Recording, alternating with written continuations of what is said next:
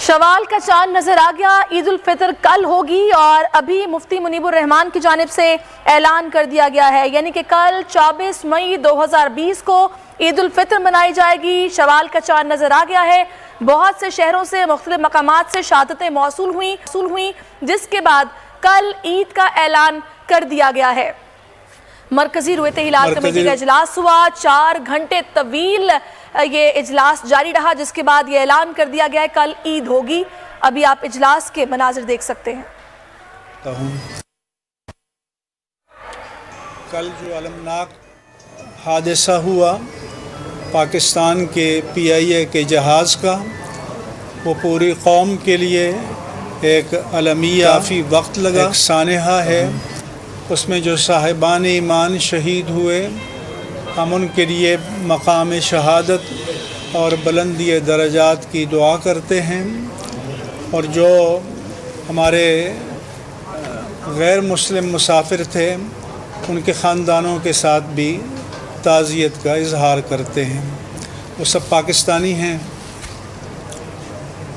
اسی طرح سے ہمارا ملک پوری دنیا کے ساتھ کرونا وائرس کے جو خطرات اور خدشات ہیں اس میں مبتلا ہے، اور یہ ابتلا پورے عالم انسانیت کے لیے ہے۔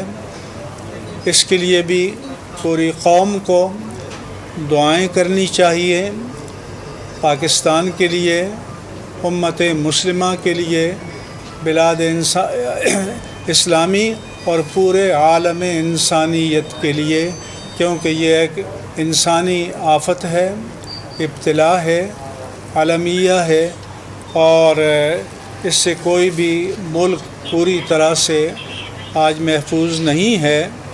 اور ہماری معلوم تاریخ میں ابتلائیں، آزمائشیں آتی رہیں، اور کئی وبائیں بھی آتی رہیں، لیکن اس طرح کی وبا کہ جس نے پورے عالم کو گھیر لیا ہو، یہ شاید ایک منفرد نوعیت کی وبا اور ابتلا ہے۔ اللہ تبارک و تعالی اس سے پورے عالم کو، امت مسلمہ کو اور اہل پاکستان کو نجات عطا فرمائے۔ یہ بتائیے جو کورونا کی وبا ہے اور اس وبا کے تناظر میں جو بغلگیر ہوتے ہیں لوگ، ہاتھ ملانا ہے، اس کے بارے میں آپ کیا عوام؟ اس کے بارے میں یہ مشورہ دوں گا، کیونکہ بعض شعبے ایسے ہوتے ہیں کہ جن میں ماہرین کی رائے پر ہم فیصلہ کرتے ہیں، چونکہ ماہرین طب کہتے ہیں کہ ملنے سے، معانقہ جو ہماری روایات میں سے ہے، مصافحہ جو ہمارے ہاں سنت ہے، یہ تمام ہمارے مسنون چیزیں ہیں، مستحبات ہیں، آداب میں سے ہیں، روایات و اقدار میں سے ہیں، لیکن وہ بتاتے ہیں کہ اس میں مرض کے منتقل ہونے کے خدشات ہیں۔ تو سلام سنت ہے، عید کی مبارکباد دینا یہ آثار صحابہ سے اور یہ امت سے ثابت ہے کہ تقبل اللہ منا ومنکم کہیں اور ایک دوسرے کو مبارکباد دیں، تو بہتر یہ ہے کہ احتیاط پر عمل کریں۔ یہ بہرحال قطعی چیز نہیں ہے، موہوم چیز ہے، ظنی چیز ہے، لیکن احتیاط پر عمل کرنے میں شرعاً کوئی ممانعت نہیں ہے۔ اس لیے کل عید کی نماز جب آپ پڑھیں گے تو سب سے کہوں گا کہ ایک دوسرے کو زبانی مبارکباد دیں، اور مبارکباد دے کر ایک دوسرے سے رخصت ہو جائیں، اور یہ جو عید کا قرض رہ جائے گا معانقے کا، مصافحے کا، یہ بعد میں ادا کر دیجیے گا۔ اللہ کرے کہ یہ خطرہ، یہ آفت، یہ مصیبت ٹل جائے۔ اچھا مفتی صاحب، آپ کے اوپر حکومتی پریشر بھی تھا آج کے فیصلے کے لیے، کہا جا رہا ہے چینی گوئی ہو رہی کہ کچھ حکومتی پریشر بھی تھا؟ پریشر، پہلی بات تو یہ ہے، کہ فواد چودھری کی کوئی حیثیت نہیں ہے۔ ہم شریعت کے پابند ہیں۔ فواد چودھری نے पिछले महीने में मैं बताया था, हमने शरीयत के मुताबिक फ़ैसला किया। फवाद चौधरी को मुदाखलत फ़िद्दीन नहीं करनी चाहिए और वज़ीर-ए-आज़म पाकिस्तान से हम मुतालबा करते हैं कि उनको मुदाखलत फ़िद्दीन से रोकें। और उन्होंने तो कहा था कि 2022 में चाँद पर हम अपना बंदा भेजेंगे, तो उस काम में लग जाएं। और अभी 1 महीने पहले कहा था कि हम वेंटिलेटर आलमी मेयार पर बनाएंगे और पूरी दुनिया को एक्सपोर्ट करेंगे, तो वो काम करके दिखा दें। लेकिन उनकी कुछ महरूमी और मायूसियाँ हैं, तो उसके लिए दीन को निशाना न बनाएं। हम मुदाखलत फिद दीन पर फवाद चौधरी की शदीद तरीन मज़म्मत करते हैं और हम वज़ीर-ए-आज़म पाकिस्तान से मुतालबा करते हैं कि जब वो मजहबी उमूर के वज़ीर नहीं है, पर ये ईद उनका काम है, जो रोज़े रखें, जो नमाज़ें पढ़ें, वो हलफिया कौम को बताएं कि कितनी नमाज़ें उन्होंने पढ़ी, कितने रोज़े उन्होंने रखे, उनका ईद से क्या रिश्ता बनता है।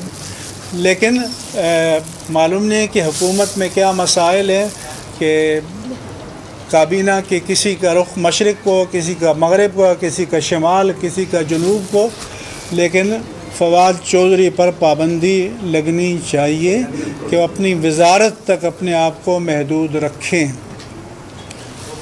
बिस्मिल्लाहिर्रहमानिर्रहीम, अल्हम्दुलिल्लाहि रब्बिल आलमीन, अस्सलातु वस्सलामु अला सय्यिदिल मुरसलीन सय्यिदिना व मौलाना मुहम्मद व अला आलिहि व अस्हाबिहि अजमईन। या रब्बल आलमीन, आने वाली ईद को मिल्लत इस्लामिया के लिए, उम्मत मुस्लिमा के लिए और अहले पाकिस्तान के लिए या अल्लाह अपनी रहमतों, बरकतों, नेमतों और सआदतों के नुज़ूल का ज़रिया बना। या रब्बल आलमीन, अपनी रहमत कामिला से ये कोरोना वायरस की जो वबा है, इस आफत से, इस बला से अहले पाकिस्तान को, मिल्लत इस्लामिया को और पूरे आलम इंसानियत को निजात अता फरमा। या रब्बल आलमीन, इस वक्त पाकिस्तान काफ़ी मुश्किलात से दो चार है। वतन अज़ीज़ पाकिस्तान को इन मुश्किलात से निकलने के लिए अपनी बारगाह गैब से बेहतर असबाब मुक़द्दर फरमा। और एक बात मैं और कहता चला जाऊं कि उन्होंने कहा कि कोई दबाव था, दबाव हम पर अपने ईमान का होता है, दबाव ज़मीर का होता है, दबाव अल्लाह के सामने जवाबदेही का होता है, करोड़ों मुसलमानों के रोज़े का होता है। न कभी किसी सदर ने हमें कोई डिक्टेशन दी, न किसी वज़ीर-ए-आज़म ने डिक्टेशन दी, न ऐलान से पहले दी, न ऐलान के बाद पूछा। और जिस दिन डिक्टेशन देंगे उस दिन इस मनसब को हम छोड़ देंगे। हम इस मनसब को उसी वक्त तक चलाएंगे जब तक कि कोई डिक्टेशन ना हो और हम आज़ादाना तौर पर शरीयत की रोशनी में, अल्लाह के रसूल की तालीमात की रोशनी में फ़ैसले करें। और ये चाँद जब भी आए, ये हसास होता है कि जहाँ 50-50 हो तो वहाँ शहादतों को जज करना, शहादतों की जरा करना, उनके रद्द व कबूल का फ़ैसला करना, ये आसान काम नहीं होता, ये काम मुश्किल होता है। और यहाँ बादशाहत भी नहीं है, यहाँ आमिरियत भी नहीं है। अल्लाह का शुक्र है, पाकिस्तान वो मुल्क है कि जिसमें मस्जिदें वीरान नहीं हुई, जिसमें माह रमज़ान में मस्जिदें आबाद रही हैं, तो ये पाकिस्तान का तफर्रुद है, इम्तियाज़ है। अल्लाह ताला इसे कायम व दायम फरमाए। और सल्लल्लाहु